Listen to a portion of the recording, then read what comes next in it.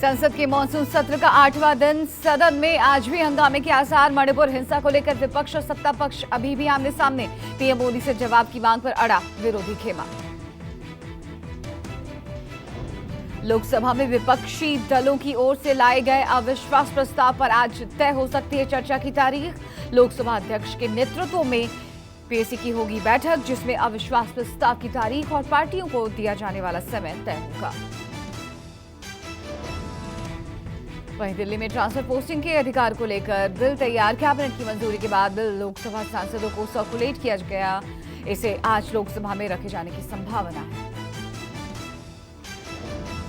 आज विपक्षी गठबंधन इंडिया के घटक दलों की बैठक। कांग्रेस अध्यक्ष मल्लिकार्जुन खड़गे के चैम्बर में होगी मीटिंग।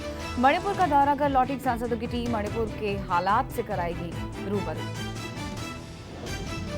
वहीं मणिपुर महिलाओं से दरिंदगी मामले पर आज सुप्रीम कोर्ट में सुनवाई। शुक्रवार को सीजेआई के उपलब्ध नहीं होने के चलते सुनवाई नहीं हुई थी। वायरल वीडियो होने पर स्वतः संज्ञान लिया था। केंद्रीय मंत्री अनुराग ठाकुर की इंडिया के सांसदों से अपील, सदन की कार्यवाही चलने दें। विपक्षी सांसद चर्चा में भाग ले। साथ ही साथ कहा कि अपना अनुभव बताएं विपक्षी सांसद।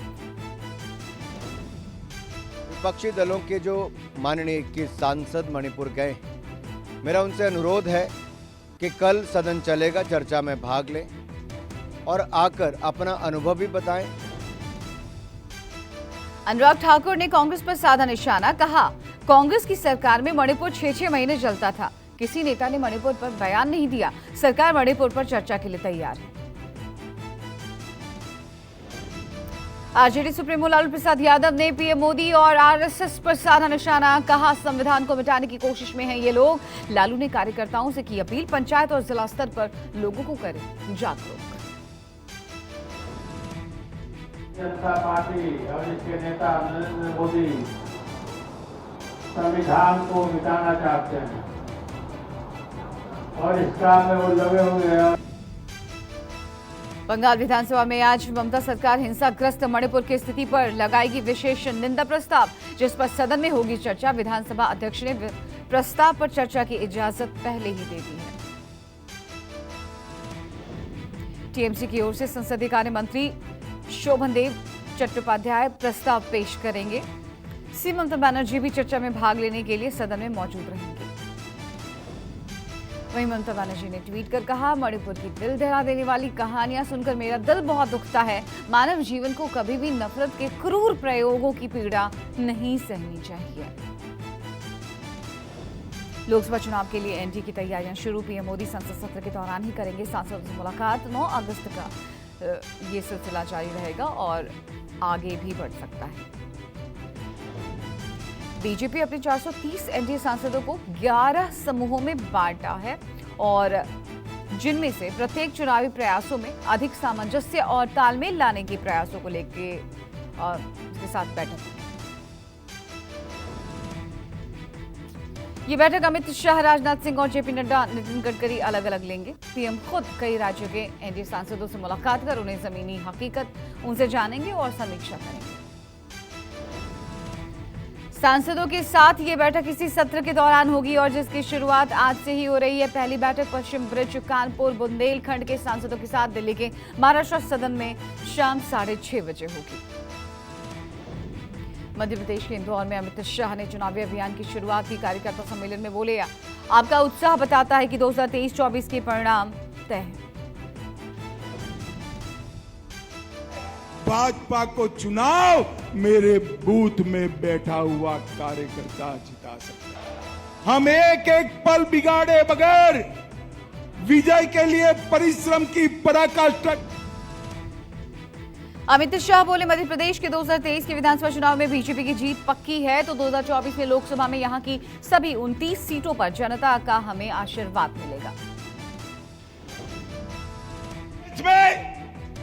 2023 में विजय के सारे रिकॉर्ड तोड़कर प्रचंड बहुमत के साथ कमल फूल की सरकार बनानी है और 2024 में 19 की 19 सीटें जिताकर मोदी जी को तीसरी बार प्रधानमंत्री बनाना है।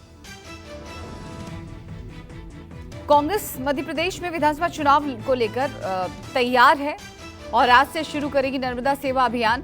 पूर्व सीएम कमलनाथ की अगुवाई में राज्य की कई विधानसभाओं में नर्मदा सेवा महाअभियान चलाया जाएगा। कार्यक्रम की शुरुआत आज से नर्मदापुरम में मां नर्मदा की आरती कर नर्मदा सेवा सेना की शुरुआत होगी, जिसमें पीसीसी चीफ कमलनाथ ने मुख्यमंत्री शिवराज सिंह चौहान को भी आमंत्रित किया है। आज संसद ही नहीं, एमसीडी में भी हंगामे के आसार। दिल्ली नगर निगम के सदन की बैठक में भी हो सकता है हंगामा। आज बैठक में बीजेपी का स्टैंडिंग कमेटी बनाने के मुद्दे को पुरजोर तरीके से उठाया जाना है। इसकी वजह बीते 6 महीने से दिल्ली नगर निगम में सबसे पावरफुल कमेटी यानी स्टैंडिंग कमेटी का नहीं बनना है। यही वजह है कि दिल्ली के विकास के काम नहीं हो पा रहे। यूपी में बड़ा प्रशासनिक फेरबदल, 14 आईपीएस का किया गया तबादला। बरेली में लाठीचार्ज करवाने वाले प्रभाकर चौधरी पर भी गिरी गाज। उन्हें सेना नायक 32वीं वाहिनी पीएसी लखनऊ बनाया गया है।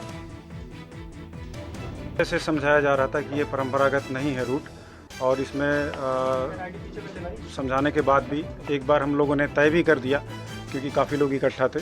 दोनों पक्षों का समझौता भी हो गया। उसके बाद कुछ इसमें खुराफाती तत्व आ गए जो कांवड़ के जत्थे के रूप में थे, बाहर के इसमें कुछ लोग शामिल होने लगे और ये स्थिति स्पष्ट हो गई थी कि जो है ये लोग केवल बवाल करने के लिए। वहीं पुलिस ने मामले में कई लोगों को गिरफ्तार भी किया तो कुछ को हिरासत में लिया। पुलिस दंडात्मक कार्रवाई करने की बात कह रही है।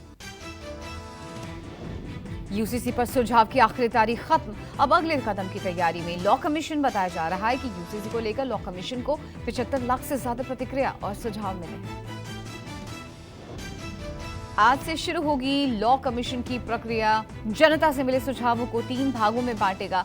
पहला हिस्सा पक्ष, दूसरा हिस्सा कानून के विरोध का होगा।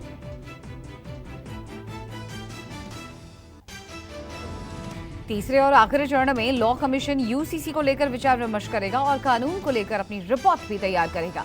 हालांकि ये काफी लंबी प्रक्रिया है। नड्डा की नई टीम की घोषणा के बाद यूपी महाराष्ट्र को मिल सकता है नया प्रभारी। 38 नेताओं वाली बीजेपी की नई कार्यकारिणी में 13 उपाध्यक्ष और 8 महासचिव शामिल हैं। कार्यकारिणी में उत्तर प्रदेश, महाराष्ट्र, छत्तीसगढ़ और राजस्थान को खास तरजीह। यूपी से 8, महाराष्ट्र से 4 और राजस्थान छत्तीसगढ़ से 3 नेताओं को राष्ट्रीय कार्यकारिणी में जगह मिली है। मोदी कैबिनेट के विस्तार पर सस्पेंस जारी। सूत्रों के मुताबिक 15 अगस्त के बाद हो सकता है कैबिनेट का विस्तार। पहले ये चर्चा थी कि मॉनसून सत्र से पहले ही होगा विस्तार। मोनू मानेसर का राजस्थान पुलिस को खुला चैलेंज, कहा मेवात होने वाली रैली में आ रहा हूं। वीडियो जारी कर दी पुलिस को चुनौती। मोनू मानेसर भरतपुर में हुई नासिर जुनैद हत्याकांड में वांटेड है। राजस्थान पुलिस कई दिनों से उसकी तलाश में है। कुलगांव में सेना के जवान जावेद अहमद वानी के किडनैप होने की आशंका। ईद की छुट्टी पर घर आया था जवान की तलाश में सर्च ऑपरेशन जारी। जवान की कार बरामद की गई है। कार में खून के छींटे मिले हैं। शाम के वक्त घर से कुछ सामान लेने के लिए निकला था जवान। उसी दौरान जवान के अगवा होने की आशंका जताई जा रही है। जवान जावेद अहमद वानी की पोस्टिंग लेह में थी। जावेद की तलाश में पूरे इलाके में बड़ा तलाशी अभियान शुरू किया गया है।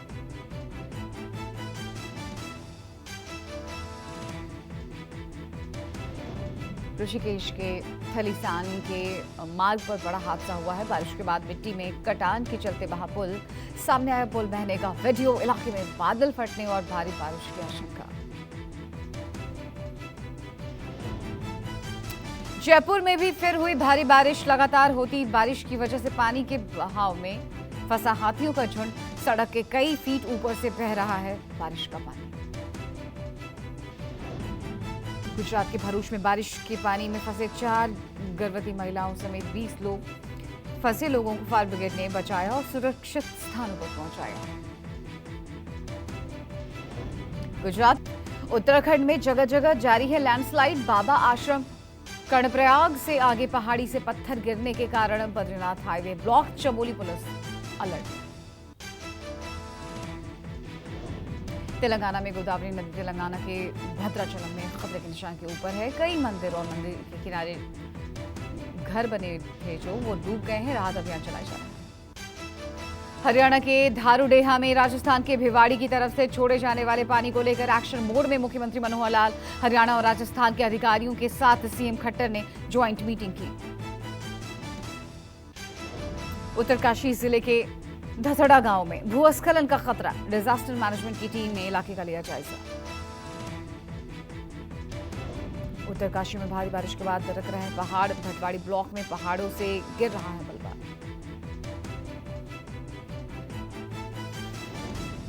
जम्मू कश्मीर के रियासी में फिर हुआ लैंडस्लाइड, बुद्धल महोर रोड पर हुआ भूस्खलन। पहाड़ दरकने की दिखी हैरत अंगेज तस्वीरें, पलक झपकते ही पहाड़ का बड़ा हिस्सा टूटा।